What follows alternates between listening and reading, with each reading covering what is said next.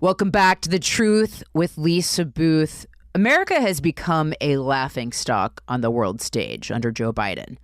A complete embarrassment. Russia's Vladimir Putin is eyeing an invasion of Ukraine. China is eyeing an invasion of Taiwan. And why wouldn't they? After Biden's embarrassing withdrawal from Afghanistan, why would anyone fear us? He got 13 service members killed.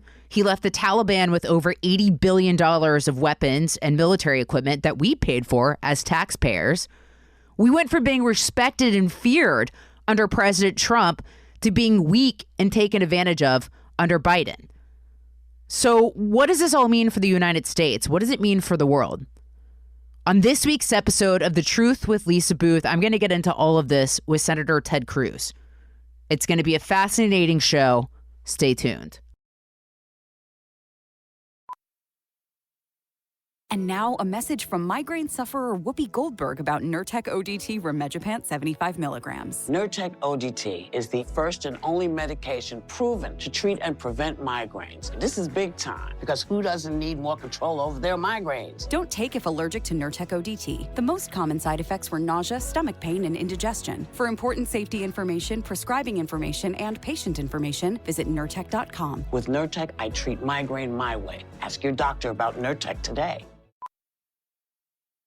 And now a message from migraine sufferer Whoopi Goldberg about Nurtec ODT rimegepant 75 milligrams. Nurtec ODT is the first and only medication proven to treat and prevent migraines. This is big time because who doesn't need more control over their migraines? Don't take if allergic to Nurtec ODT. The most common side effects were nausea, stomach pain, and indigestion. For important safety information, prescribing information, and patient information, visit Nurtec.com. With Nurtec, I treat migraine my way. Ask your doctor about Nurtec today.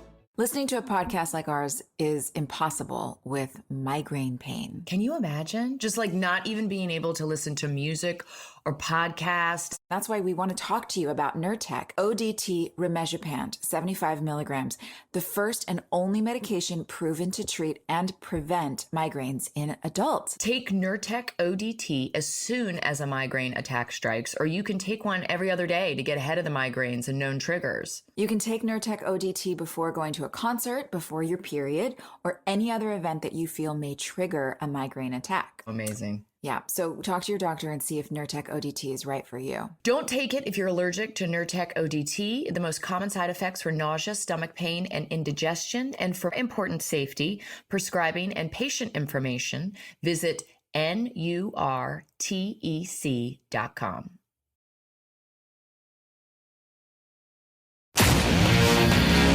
So I'm really looking forward to this week's guest. We've got a lot of stuff going on the world stage right now. We've got a more aggressive China, a more aggressive Russia, all due to Joe Biden's weakness. So, Senator Ted Cruz, thank you so much for making the time to join the show. Well, it's great to be with you, Lisa. Thank you for having me. And first of all, we got a little bit of trouble over our tweets with Big Bird. Who knew? That was who knew, Senator?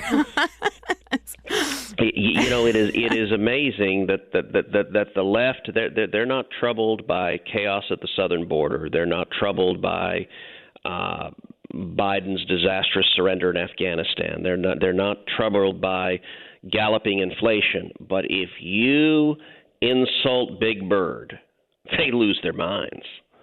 It was fairly amusing just how much they reacted to that, and the point, as you know, was a serious and substantive point, which is that the vaccine mandates coming from the Biden administration are illegal. They're an abuse of power.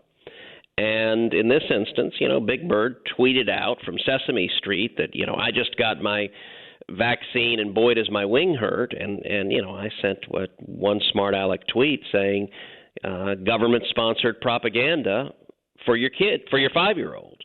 And to see Biden and the Democrats wanting to force children to get vaccinated, despite their parents' wishes, not caring about individual choice, I think it's wrong. And the freak out from the left really underscores that I think they know they're on thin ice on this one. No, I totally agree, and I appreciate you standing up for that because, you know, sanity has really overtaken our nation. We're about to get into a broader conversation about Ukraine and China and some of the things we're seeing on the world stage. But you mentioned open borders. Why aren't open borders more attributed with national security and a sign of weakness? I mean, if we can't control our borders, we're therefore a weak nation, right? That's exactly right. And it's a very direct national security threat. We've got over 2 million illegal aliens who have come in this year under Joe Biden.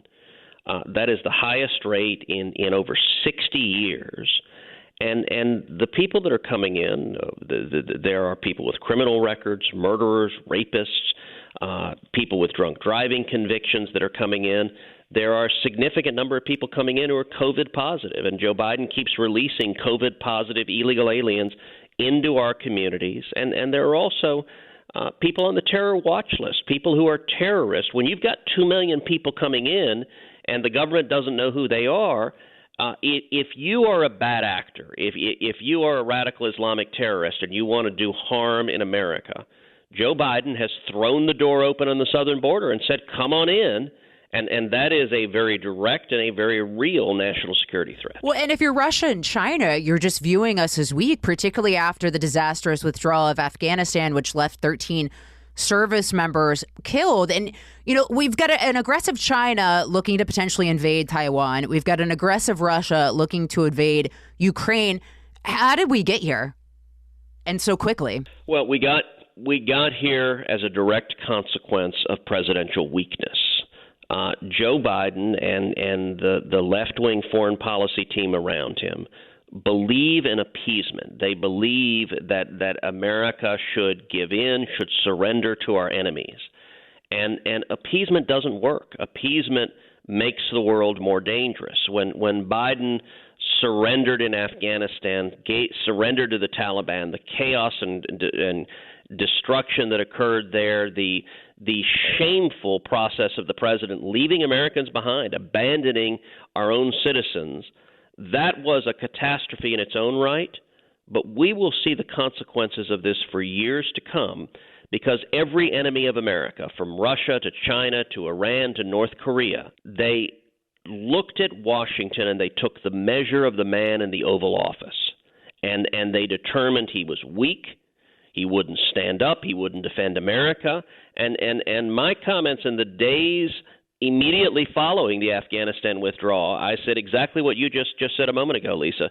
The chances of China invading Taiwan just increased tenfold.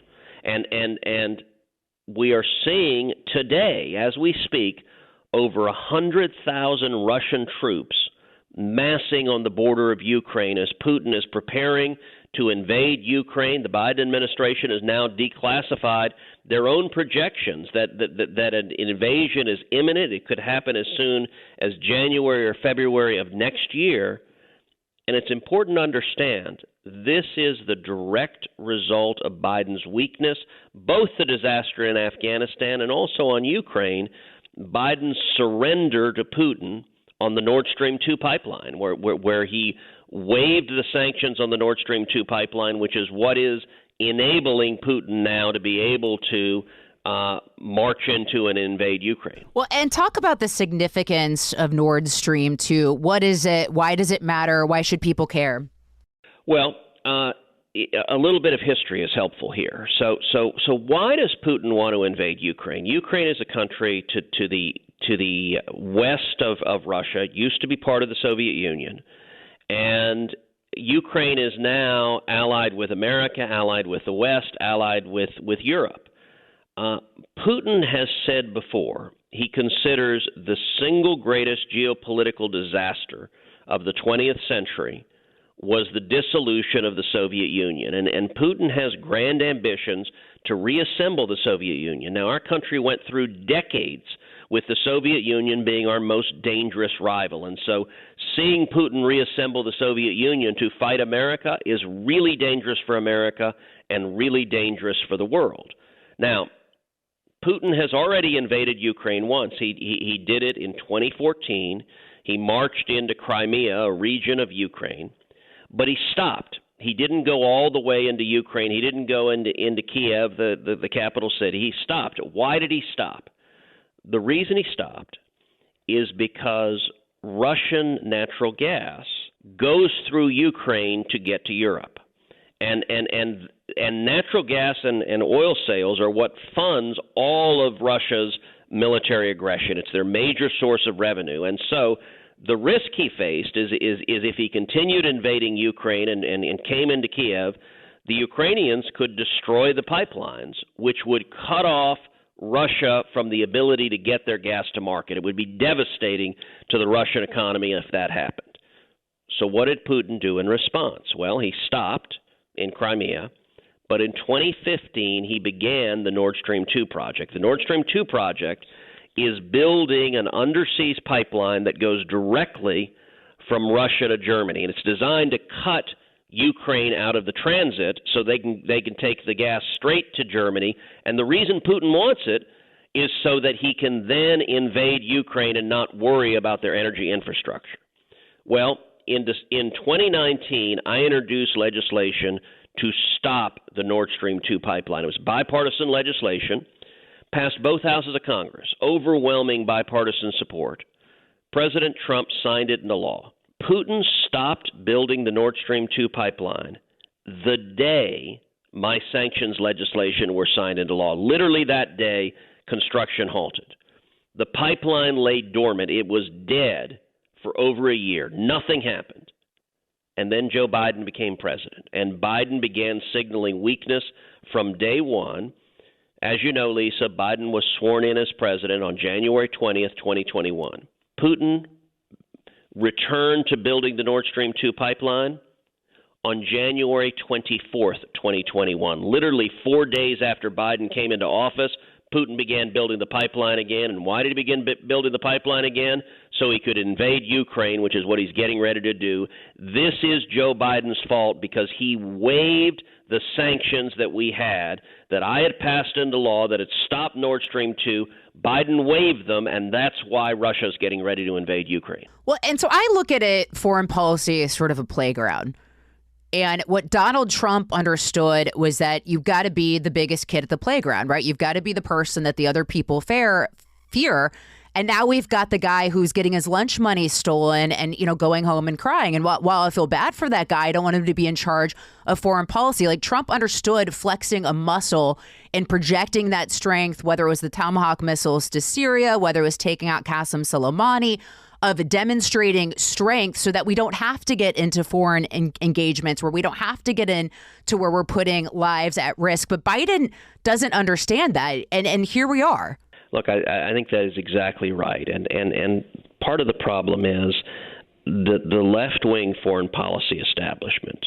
They believe in weakness as a policy approach. They believe, in the middle of the Afghan debacle, I had multiple conference calls with the Secretary of State, the Secretary of Defense, and the Chairman of the Joint Chiefs. And they kept going on and on about all of the steps that the Taliban needs to take to be welcomed into the community of civilized nations. And Lisa, it was utter idiocy. These guys don't want to be welcomed into the community of civilized nations. They're terrorists who want to murder us. And the Biden team, they're hopelessly naive. They are basically straight out of a faculty lounge at an Ivy League college, and they have no awareness of the dangers in the world, and they believe that if you just give in, I mean, Biden, one of his top foreign policy priorities is to send billions of dollars to the Ayatollah Khamenei to re-enter the Iran nuclear deal. The Ayatollah literally chants death to America. And Biden wants to fund, essentially, his building a nuclear weapon. That is disastrous. And the point you made, Lisa, that was very, very important. Appeasement, ironically, does not decrease the chance of military conflict. It increases the chance of military conflict because when you're weak, your enemies are aggressive and they're willing to fight because they know you're weak. I think it's worth noting, Ronald Reagan, he was president 8 years. In 8 years, the biggest country Reagan invaded was Grenada. Reagan he was not interested in being a foreign policy adventurist and invading countries to spread democracy throughout the world. And I agree with Reagan on that. I think we should be very reluctant to use military force, but we should also be strong in defending the safety and national security of our country.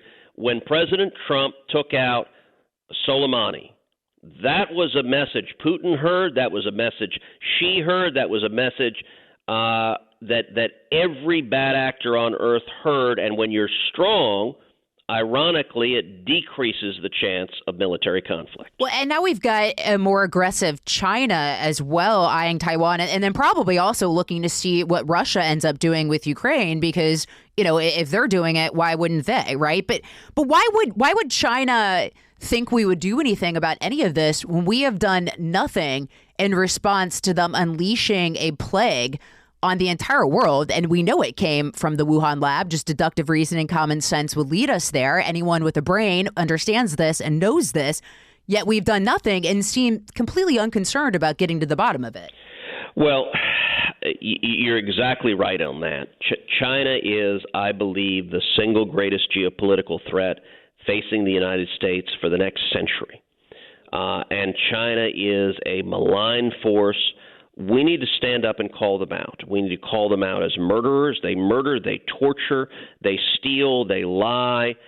When it comes to the Wuhan virus, the evidence, I agree with you, is overwhelming that this virus escaped from a Chinese government lab in Wuhan. And the evidence is significant that it was in fact manufactured in that Chinese government lab. And after the virus escaped, the Chinese Communist government covered it up. They disappeared the heroic physicians and whistleblowers that tried to stop it initially. And China, the Chinese government, has direct responsibility for the hundreds of thousands of lives who have been lost due to COVID, for the trillions of dollars in economic damage that has come from this. All of this came from China. And Joe Biden and the Democrats do not want to stand up to China under any circumstances. And there's a reason, Lisa. The Democratic Party today is structurally pro-China. All of their funders, all of their biggest funders and supporters, big business, big tech, big Hollywood, big universities, every one of them are in bed with China. And so Biden, that's the money cow. That's who funds the Democratic Party. And so they will not stand up to China. And I'll give you an illustration of that. I introduced an amendment on the floor of the Senate to ban the Biden administration from importing any goods that are made with slave labor in concentration camps in China, and in particular, electric cars and solar panels that the Chinese are using 1 million Uyghurs in concentration camps to make using slave labor. We voted on it in the Senate floor. Every single Democrat except Joe Manchin voted against the amendment because Democrats are perfectly happy to send hundreds of millions of dollars to fund concentration camps. When John Kerry was asked about this, he says, well, that's not my lane, not my responsibility. I'll tell you what, John Kerry is the customer of the year for Chinese concentration camps, and it is shameful. Quick break, more with Senator Ted Cruz.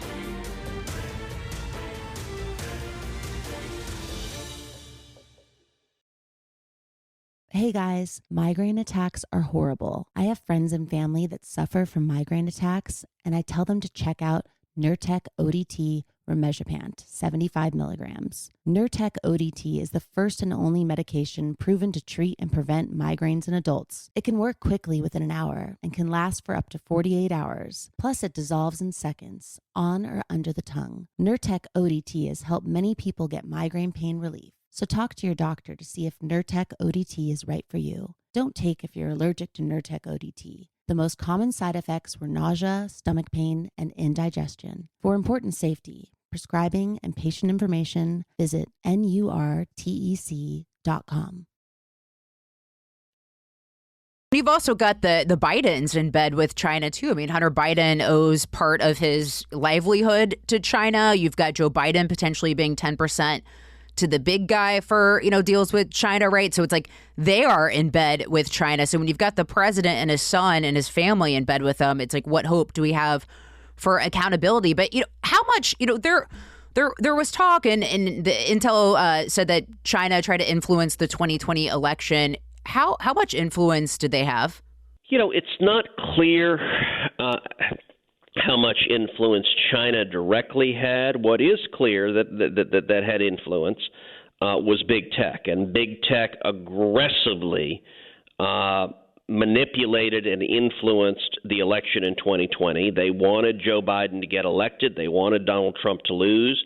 And they became even more brazen in 2020 than they were in 2016, censoring conservatives, censoring Trump. I mean, look, big tech has banned President Trump from Twitter and Facebook. It is asinine and a complete abuse of power, and big tech is very much in bed with China. So I think the most direct impact was via big tech, and I think big tech poses the greatest threat we have to free speech and fair elections in the United States. Isn't it? I mean, in order to hold China accountable, don't we need to decouple ourselves from the country? I mean, like, for instance, I remember during COVID, they were threatening to withhold pharmaceuticals to the United States. And they supply between 80 to 90% of U.S. antibiotics. So, I mean, isn't the first step in order to really hold them accountable to try to decouple ourselves from China? Absolutely, yes. When it comes to China, I arrived at the Senate 9 years ago, and when I got here in January of 2013, I was making the case then that China poses the greatest threat to this country for the next century. At that time, Lisa, I got to tell you, that was not a popular view in Washington. You felt very much like a voice in the wilderness. That view was opposed by every Democrat, and it was opposed by most Republicans. Both Democrats and most Republicans at the time looked at China and saw dollar signs. They saw a gigantic market, and they were convinced the future was snuggling up to the Chinese communists and more trade and commerce with China. I will say one of the most significant consequences of COVID-19 and China's culpability in this pandemic is it has caused a great many people to reassess the threat of China, both in the United States and globally. And in response to that, over the last 9 years, I've introduced dozens of separate pieces of legislation to stand up to Chinese espionage, to stand up to Chinese propaganda, to stand up to Chinese censorship, to stand up to Chinese human rights abuses, the torture, the murder, the concentration camps, to hold China accountable for their culpability in COVID-19. And on the supply chain, we are far, far too vulnerable. And you mentioned, for example, antibiotics and pharmaceuticals. China deliberately, strategically targeted critical infrastructure, things that like medicines that keep Americans alive, in order to exercise power over us. It is madness that we allow the lives and safety of Americans to be subject to the Chinese communist whims of their dictators. And I've introduced multiple pieces of legislation to decouple our economy from China, whether it is rare earth minerals and critical minerals or whether it is pharmaceuticals or other critical infrastructure. We should not be dependent on China, and it is a vulnerability that's profoundly dangerous. So why not a complete boycott of the Beijing Olympics as opposed to just a diplomatic boycott? Well, I'll tell you on that, I think we ought to do every single thing to call out Chinese atrocities except punish our athletes.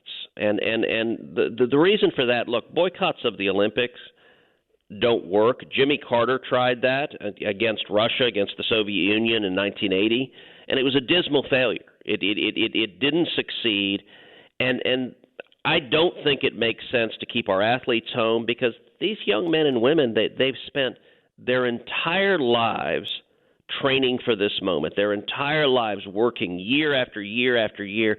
These are, 18, 19, 20-year-old kids who have poured their hearts into preparing for the Olympics. And I think it's wrong to punish these athletes. But, and this is a critical but, that doesn't mean we go over there and ignore what China is doing. Instead, we call them out. We call out the murder. We call out the torture. We call out the abuses. We highlight it. We cut off the money. I think we do everything. We pressure corporations. Don't send money that ends up in the Chinese coffers. We use everything we can to stand up to China, but I think using the athletes as scapegoats and punishing them, I think it's not fair. And just like with Jimmy Carter, it ultimately is an ineffective tool. Well, sir, I'm being told that you've got to head in to vote. I appreciate you taking the time. Anything you want to leave us with before you go? Well, I will say these are dangerous times, and the next 3 years are going to continue to be dangerous times because having a weak and ineffective president makes America less safe and it makes the world less safe. The good news that I will point to, I think people across America, their eyes are opening. They're seeing the disaster of the Biden-Harris administration. They're seeing the disaster on our southern border. They're seeing rising inflation. They're seeing jobs being destroyed. They're seeing the utter chaos of foreign policy. And, you know, it's often said history doesn't repeat, but sometimes it rhymes. And I think Joe Biden is, in a very real sense, Jimmy Carter 2.0. He is making many of the exact same mistakes Jimmy Carter made. And the good news of that is it took Jimmy Carter to give us Ronald Reagan. And I believe we're going to see a fantastic election in 2022. I think Republicans are going to retake the House and retake the Senate. And then I think we're going to see a fantastic election in 2024. And so the one silver lining in all of this is it is so bad that the Democratic Party and Joe Biden and Kamala Harris are accelerating the pendulum swinging the other way. And I think that is a very good thing. Well, I am praying those things happen and praying for a big turnout for Republicans in 22-24 because this is unsustainable, the path we're on. Yes. Senator, thank you for keeping up the fight, and thank you so much for joining the show. It's an honor. I appreciate your time. Thank you very much. Appreciate it.